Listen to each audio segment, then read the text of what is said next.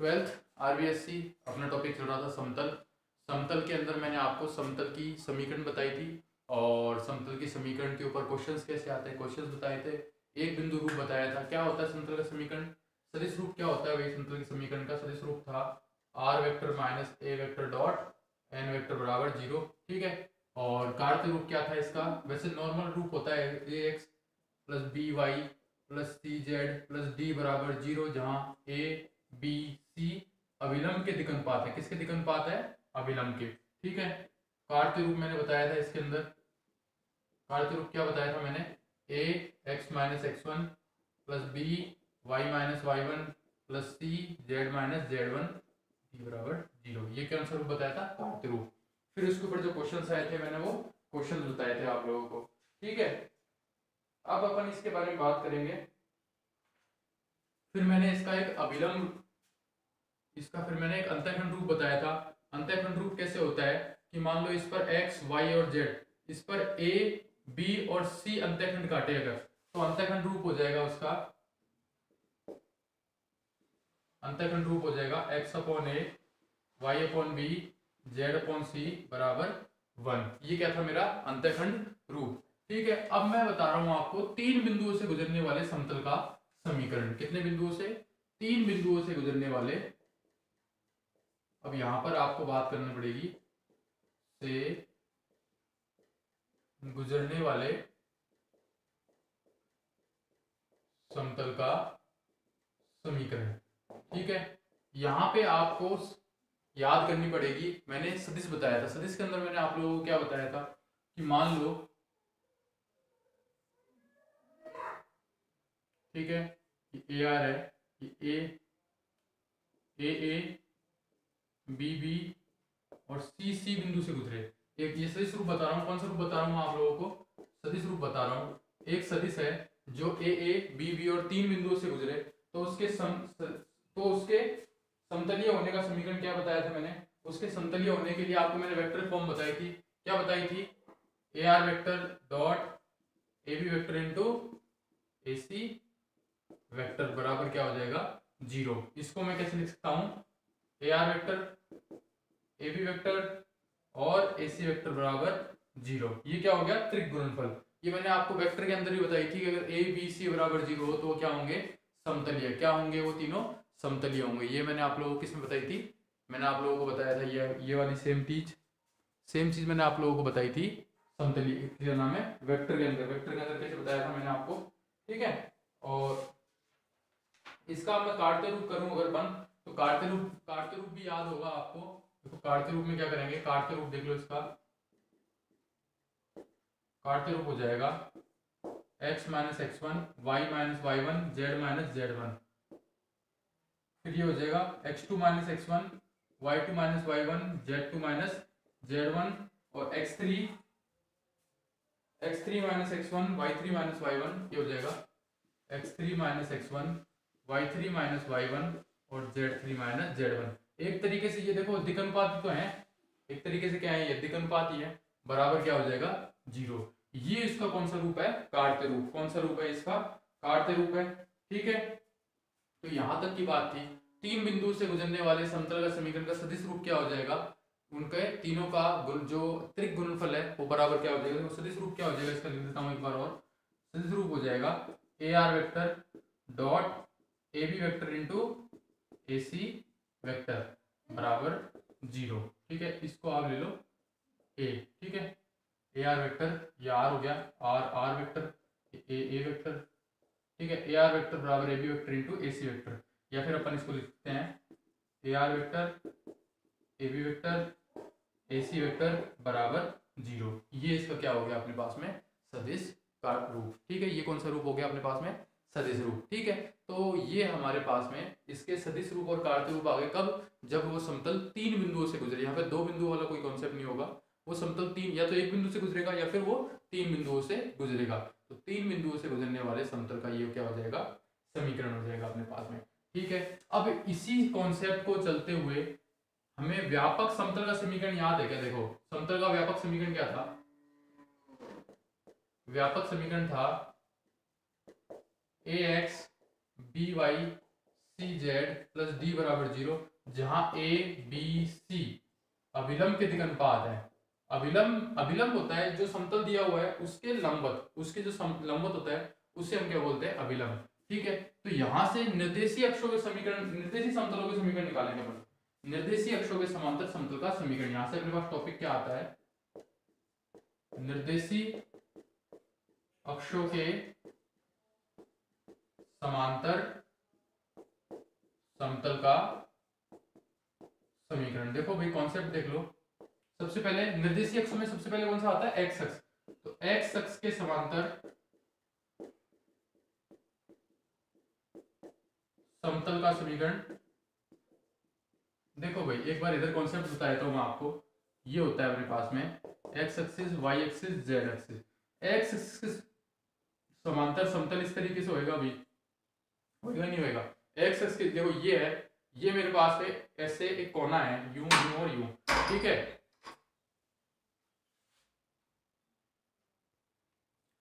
तो x axis के समांतर समतल की अगर समीकरण की बात करें तो अपन देखो समीकरण मेरे पास क्या होता है, a x plus B y plus C z plus d. A b c अभिलंब के लंबवत दिक् अनुपात है, याद रखना। अगर मैं एक्स एक्स की बात करूं तो एक्स एक्स के दिक् अनुपात होते हैं 1, 0 और 0। ठीक है, लेकिन ये एक्स एक्स के हैं, मुझे चाहिए एक्स एक्स के लंबवत। तो एक्स एक्स के लंबवत कौन सा हो गया, वाई एक्सिस और जेड एक्सिस। यानी कि एक्स एक्स के लंबवत वाई और जेड एक्सिस आएगा और एक्स की वैल्यू क्या हो जाएगी, 0। एक्स के लंबवत जो दिक् अनुपात आएंगे वो वाई के आएंगे और जेड के आएंगे। एक्स के दिक् अनुपात क्या हो जाएंगे, 0। यानी कि समीकरण क्या निकल के आएगी, बी वाई प्लस सी जेड प्लस डी बराबर 0। ये हो गया एक्स अक्ष के समांतर समतल का समीकरण। वाई अक्ष के समांतर समतल का समीकरण क्या आएगा,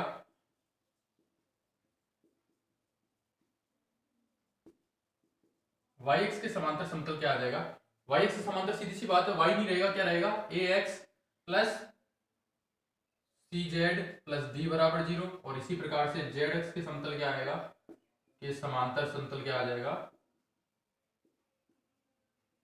ए x plus B y plus D बराबर 0। ठीक है, समझ में आया कॉन्सेप्ट। क्योंकि एबीसी क्या है, एबीसी दिक् अनुपात नहीं है, एबीसी अभिलंब के दिक् अनुपात है। नॉर्मल दिक् अनुपात होते तो सिर्फ और सिर्फ एक्स की वैल्यू, ए की वैल्यू आती है और बाकी दोनों क्या हो जाते, बी और सी क्या हो जाते, 0 हो जाते। लेकिन यहाँ पर ये नॉर्मल दिक् अनुपात नहीं है, ये इसके अभिलंब के दिक् अनुपात है। तो एक्स अक्ष के अभिलंब कौन हो जाएगा, वाई और जेड। आप जानते हो अगर एक्स की बात करूं तो ये इसके लंबवत है और ये भी क्या है इसके लंबवत, ये इसके भी क्या है लंबवत और ये इसके भी क्या है लंबवत। तो इनके लंबवत के दिक् अनुपात क्या हो जाते हैं, 1, 1 हो जाते हैं, सीधी सी बात है। 1, 1 मान लो, ए और बी मान लो 1, 1 के हो जाएंगे, ए भी हो जाएंगे। तो उस तरीके से इसका कॉन्सेप्ट निकल के आएगा। ठीक है, तो समतल का अभिलंब रूप है, अब यहाँ पे निकल के आता है। ये इजीली समझ में आया भैया आपको। समतल के अभिलंब रूप, समतल का अभिलंब रूप बताता हूं मैं आप लोगों को। अभिलंब रूप क्या आता है समतल का, कि मूल बिंदु से डी दूरी पर, देखो इसका बताया था अच्छे से, अभिलंब रूप किसका, समतल का। ठीक है, इसमें देखो हमको करना क्या है, कॉन्सेप्ट पूरा बता देता हूं आपको। कि मूल बिंदु से डी इकाई दूरी पर, मूल बिंदु से डी इकाई दूरी पर स्थित समतल का समीकरण जिसकी अभिलंब की दिक् हो जाए, ये आप लिखोगे इसके अंदर, मूल बिंदु से डी इकाई की दूरी पर स्थित समतल का समीकरण,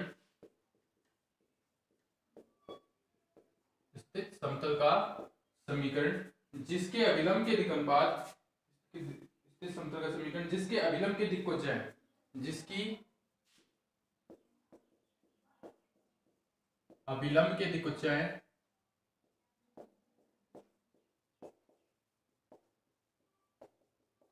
एल एम एन। यहां पर एल एम एन नॉर्मल नहीं है, अभिलंब की दिक् को जाए है, अभिलंब की क्या है, दिक् को जाए है। तो अपने पास समीकरण क्या हो जाएगा, L X plus M Y plus N Z, क्या हो जाएगा, L X plus M Y plus N Z plus D बराबर 0। ये क्या हो जाएंगे, समतल का समीकरण, अभिलंब रूप में समतल का समीकरण। लेकिन यहाँ पर एल एम एन क्या है मेरे पास में, एल एम एन नॉर्मल नहीं है, ये अभिलंब के क्या है, दिक् अनुपात है, अभिलंब सॉरी दिक् को जाए है, अभिलंब की क्या है, दिक् को जाए है। इसको अगर मैं बात करूंगा नॉर्मल फॉर्म में, काटते रूप में बात करूं, इसको काटते रूप में बात करूं तो आप जानते हो ये, इसका मतलब क्या होता है, कॉस अल्फा। एम वाई, इसका मतलब क्या होता है कॉस बीटा प्लस जेड, इसका मतलब होता है कॉस गामा प्लस डी बराबर 0। ये होता है भाई अपने पास में, इजीली आप जानते हो, ठीक है। और सदिश रूप में बात करूं तो R vector dot N vector बराबर डी वेक्टर, ये इसको ऐसे भी लिख सकते हैं अपन, ये तो अभिलंब रूप हो गया और ये हो क्या आ गया सदिश रूप, R vector dot N vector बराबर डी वेक्टर। ये आपने नॉर्मली निकाला था पहले ही, यहाँ एबीसी, पहले तो एबीसी क्या थे अभिलंब के दिक्कनुपात थे, यहाँ पर एलएमएन अभिलंब की दिक्कोज्याएं हैं, एलएमएन क्या है अभिलंब की दिक्कोज्याएं हैं, एन वेक्टर अभिलंब की दिशा है और समतल की मूल बिंदु से दूरी है। जो डी मैं यूज कर रहा हूं, जो डी है वो समतल की मूल बिंदु से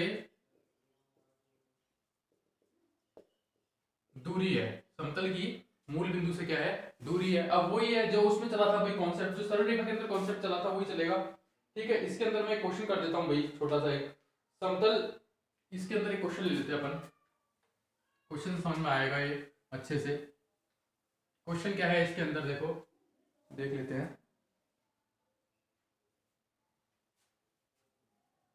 क्वेश्चन ये है अपने पास में, एक समतल बिंदु 1 2 3 और 3 4 5 को जोड़ने वाले रेखाखंड के लंबवत समतल का समीकरण चाहिए।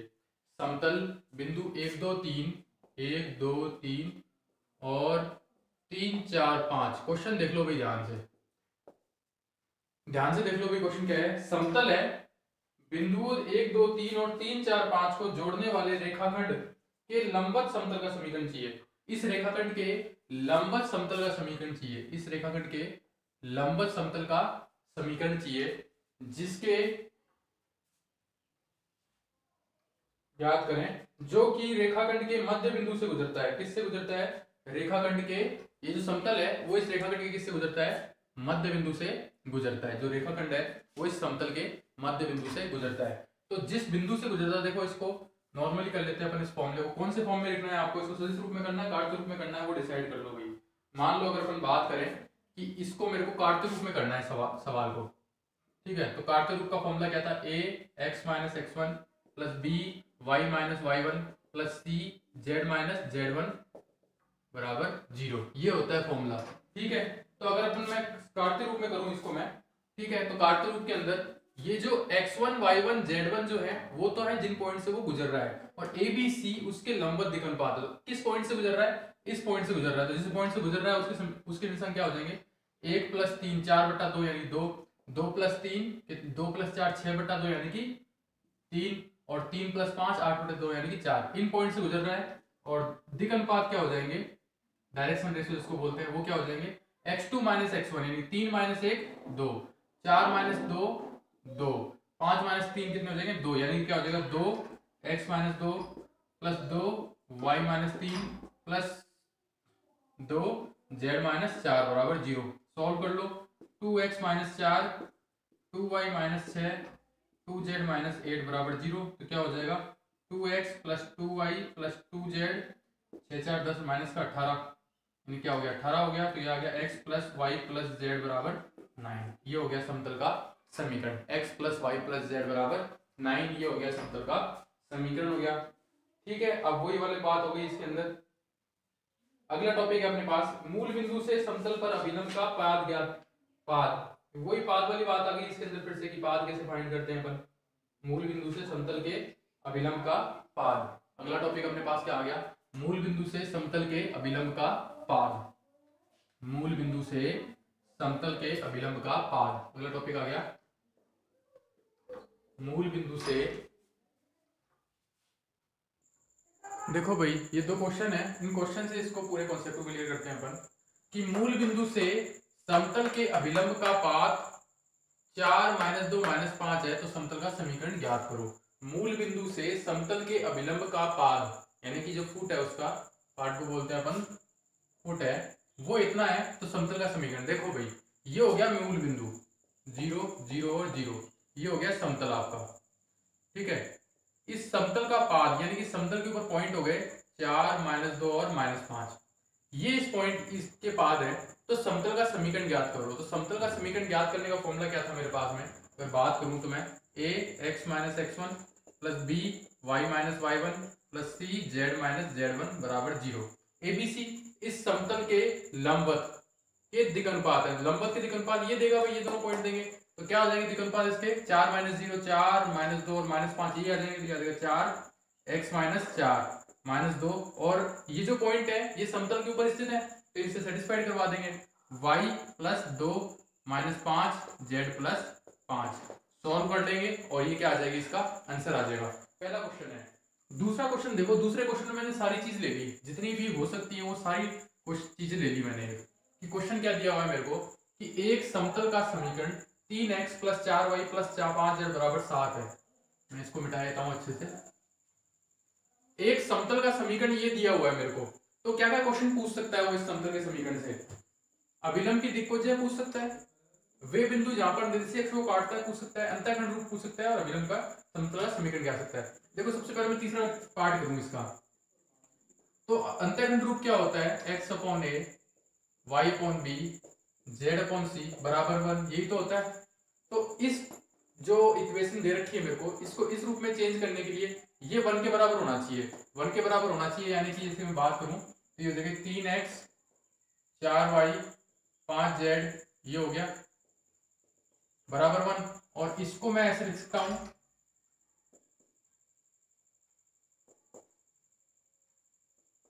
ऐसे लिख सकता हूं तो ये हो गया x upon a y upon b z upon c बराबर 1।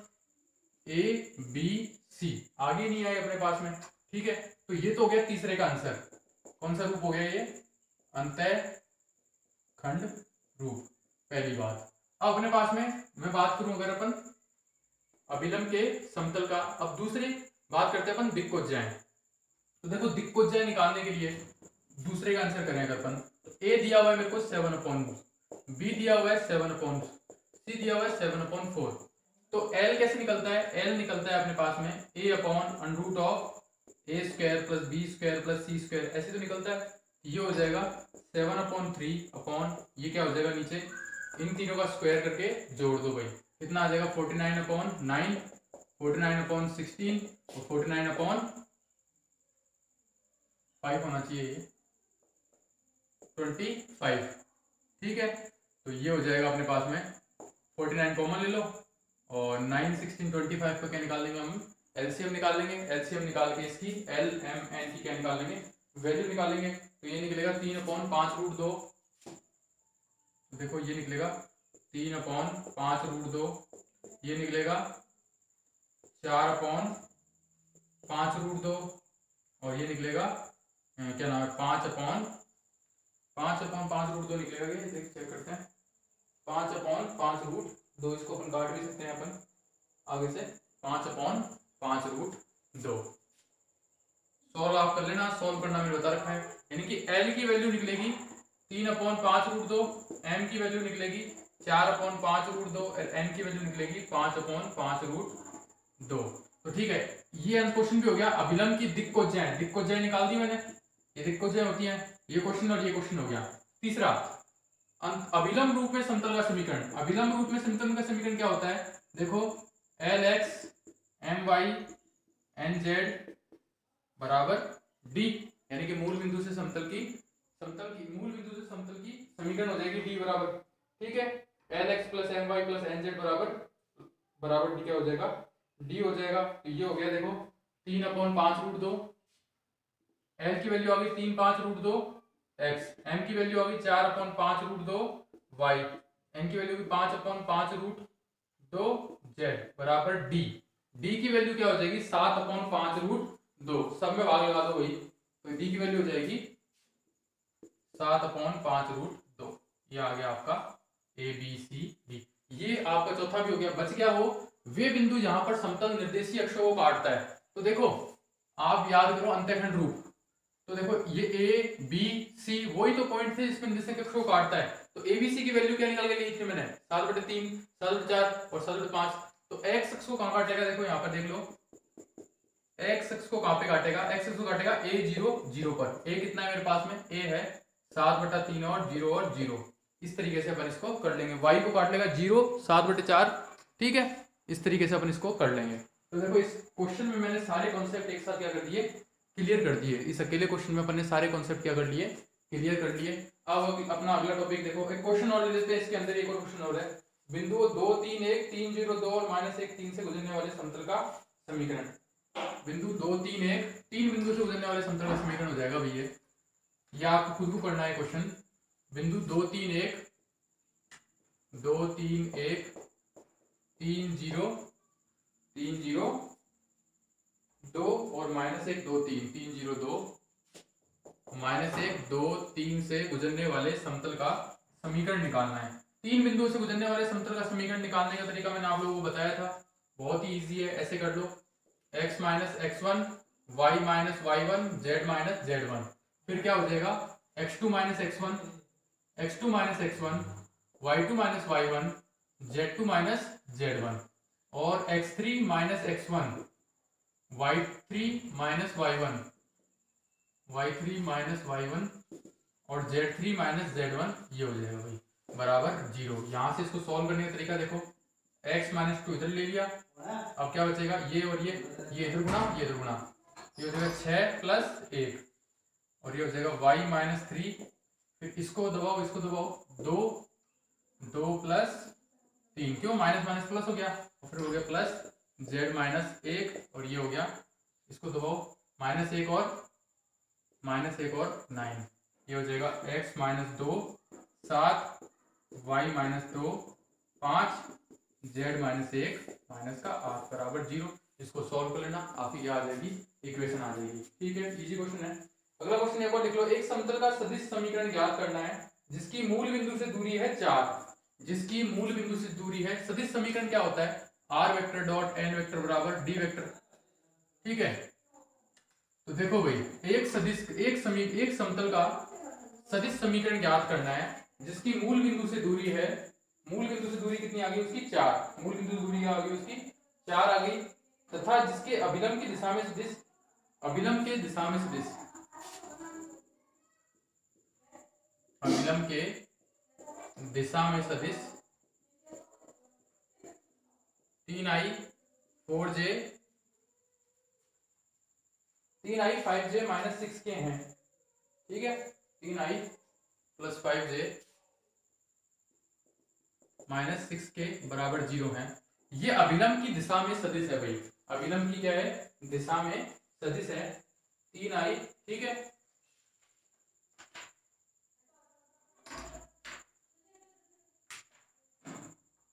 तो देखो सब अपने पास में अभिलंब की दिशा में सदिश हो गया ये। ठीक है, एक तरीके से n वेक्टर हो गया मेरे पास में 3i 5j - 6k बराबर 0। फॉर्मूला क्या होता है, r वेक्टर n कैप बराबर 0। तो ये इसका कैप निकालेंगे अगर अपन, तो कैप कैसे निकालते हैं, सदिश और सदिश का परिमाण 3i 5j - 6k अपॉन इसका परिणाम क्या हो जाएगा 9 + 25 + 36, यानी कितना आ गया 3i + 5j - 6k अपॉन 7।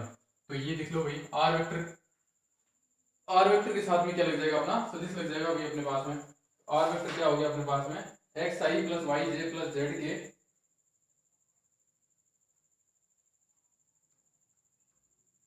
ये क्या हो जाएगा xi yj zk, ये तो हो गया आर वेक्टर।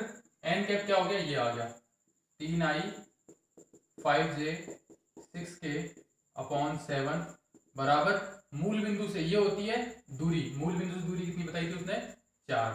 इसको सॉल्व कर लो, x को s से मल्टीप्लाई करेंगे तो ये आ जाएगा 3x, इसको इससे करेंगे तो कितना आ जाएगा 5y, इसको इससे करेंगे तो -6z अपॉन 7 बराबर 4। इसको सॉल्व कर लेंगे, इसको सॉल्व करने के बाद कितना आ जाएगा, ये जितना भी आया देखो 9 + 25, अच्छा ये तो अपने 9 + 25 + ये 7 कैसे कर दिया भाई, ये कितना हो गया 25 और 9 24 24 36 कितने हो गए 70 हो गए। ये भी क्या आ जाएगा √70, ये भी क्या आ जाएगा √70। सॉल्व कर लेंगे, आंसर आ जाएगा भाई। इस तरीके से क्वेश्चन बनेगा अपने पास में, इजी क्वेश्चन बनेगा भाई। तो समतल के समांतर समतल का समीकरण निकालना था मेरे को। दो समतलों के मध्य कोण और बता देता हूँ मैथ्स में, लास्ट टॉपिक बचा है, उसके बाद में अपन अगली क्लास में करेंगे। दो समतलों के मध्य कोण, टॉपिक क्या है मेरे पास में, दो समतलों के मध्य कोण। देखो देखो भाई रेखा की बात करी थी मैंने, रेखा क्या ली थी, आर वेक्टर बराबर a vector plus t b vector, R2 vector बराबर a vector plus t B2 vector. कौन क्या निकला था अपने पास में, b vector into B2 vector upon b vector का मॉडुलस और B2 वेक्टर का मॉडुलस, ये तो निकला था। इसमें देखो समतल का समीकरण क्या होता है अपन अच्छे से जानते हैं, आर वेक्टर एन कैप बराबर डी वेक्टर, ठीक है, R1 R2 लेते हैं इसमें अपन, ठीक है, आर वेक्टर N1 और ये हो जाएगा ये N1 D1, are vector N2 cap बराबर D2 वेक्टर, ये सदिश रूप हो गया इसका। तो इसमें इसका समीकरण क्या हो जाएगा, cos थीटा बराबर, याद करो वही वाला तरीका, cos थीटा बराबर N1 N2 अपॉन N1 का मॉडुलस और N2 का भी मॉडुलस, N1 का भी मॉडुलस, और इस सारे का क्या लग जाएगा, मॉडुलस भी लग जाएगा भाई, N1 वेक्टर, ठीक है, N1 वेक्टर और N2 वेक्टर, ठीक है, N1 vector N2 vector, N1 vector और N2 वेक्टर, और इसको काटते रूप में करेंगे अपन, एक तो फॉर्मूला ये हो गया दो सदिश के बीच में, इसको उतार लो भाई, काटते रूप में फॉर्मूला क्या हो जाएगा, काटते रूप में वही वाली बात है, ठीक है, a1x b1y c1z बराबर d1, a2x b2y c2z बराबर d2, तो फॉर्मूला क्या हो जाएगा, cos थीटा बराबर a1 a2 b1 b2 c1 c2 upon a1 का स्क्वायर b1 का स्क्वायर b2 c1 का स्क्वायर और a2 का स्क्वायर b2 का स्क्वायर और c2 का स्क्वायर, ये हो जाएगा अभी अपना सवाल। तो दो समतलों के मध्य जो कोण है उसका कॉन्सेप्ट आ गया अपने पास में, ये मैंने यहाँ तक करा दिया है। अब इसमें एक लेक्चर और लगेगा और समतल खत्म हो जाएगा, और समतल के बाद में समतल और सरल रेखा कॉन्सेप्ट आएगा। कहने का मतलब है टोटल 3 लेक्चर और होंगे, उसके बाद में आपकी 3D जो अब तक का सबसे बड़ा टॉपिक है वो कंप्लीट हो जाएगा। अभी ज्योमेट्री का सबसे हार्ड टॉपिक आपका कंप्लीट हो जाएगा, फिर उसके क्वेश्चंस करेंगे, संडे तक अपना टॉपिक खत्म हो जाएंगे सारे, ठीक है। तो थैंक यू क्लास।